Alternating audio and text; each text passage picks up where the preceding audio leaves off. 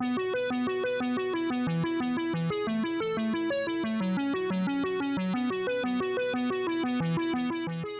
welcome to Marilyn's Story Time with the Layman Library. I hope you've been enjoying all our fun stories.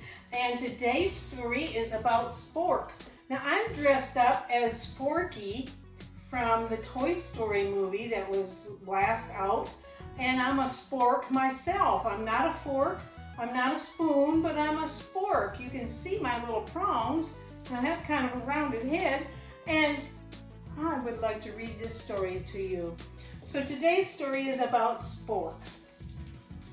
Oh, it's written by Kyle McClear and illustrated by Isabel Arsenault. It says Spork was neither a spoon or a fork. He was a bit of both, and you can see there he is. He's very cute. He's just tiny. And he had a mom and he had a dad. The spoon is his mom and the fork is his dad. And both parents thought he was just perfect. But Spork didn't think so. He felt like he stuck out from the rest of the crowd. Whenever he got together with all the other kitchen utensils, he felt a little left out. There were spoons of all kinds, forks of all kinds, knives, but no sporks. He was the only spork. When he looked at himself in the reflection of the toaster, he thought, who are you anyway?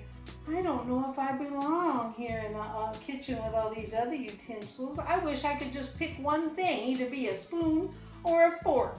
The forks and the spoons were not very accepting of Spork.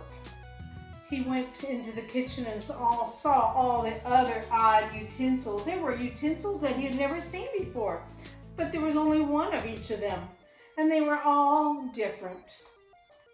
Well, he saw the forks stirring the mashed potatoes and having so much fun and picking up the spaghetti noodles. He saw the spoons scooping things out, and he sat at the kitchen sink wishing that he were like them. When it was time for the kitchen utensils to be washed, he never had to be washed because they never used him at the table. He was never dirty. But one day, a big, terrible mess came to this kitchen. There was a mess everywhere. There was sauce and noodles and things flying everywhere. The spoons and the forks didn't know what to do. The spoons thought, oh, we can try to scoop up this mess, but they couldn't contain it all. And the forks tried to poke it and wind it around, and they couldn't take care of it either. And they were yelling, help, quick, somebody help us. And they were just in a panic. Well, Spork saw what was happening, and he stepped in. And he was able to poke everything and scoop it up, and he was able to clean up the mess. In fact, he was so proud of himself that he got control of the whole situation. And the situation was that there was a new baby in the house. This baby was making a mess everywhere, and the perfect kitchen utensil was a spork, just like him. So from that time on, Spork was very popular, and he was used from then on. And from that time on, he felt just right. And that's the end of the story of Spork. Maybe sometimes you feel a little bit different. Maybe you're not like everybody else, and that book would be really special for you to read. Well, another thing that I'd like to show you is a story about Spoon. Spoon felt a little left out too. In fact, Spoon is the name of our story. It's by Amy Krauss Rosenthal, and it's a cool story about Spoon. Spoon had a whole family of spoons. There were big spoons and little spoons and curved spoons and all sorts of spoons that belonged. Here's Spork over here. Do you see Fork? Not feeling so help, or Spork not feeling so happy. Oh, and then on Sunday he went to visit his very polite and very elegant auntie. Oh, and Spoon went to see his Aunt Silver, and she was very fancy, and she said, "Goodbye, darling, ta-ta." Charlie waved at her.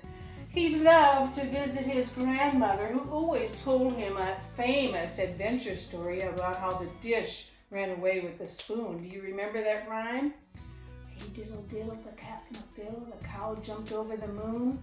The little dog laughed to see such sport, and the dish ran away with the spoon. Well, that was his great-great-grandmother. Well, Spoon was feeling kind of blue, not just because he was working with blueberries, but he was feeling kind of sad.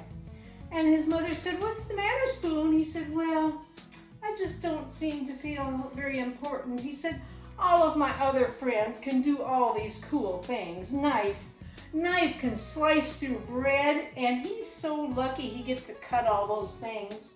And he gets to spread peanut butter and jelly all over the bread. He's pretty spiffy," his mother said.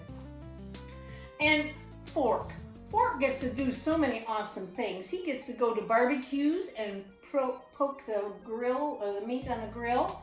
And Fork gets to go out and do all sorts of things. He gets to wind his head up in spaghetti noodles, and he can poke salads, and he can even dive into a piece of cake. How lucky Fork is. Well, and then Chopsticks. Imagine Chopsticks. They can do so many exotic things. They can pick up sushi, and they always work together. How wonderful they are.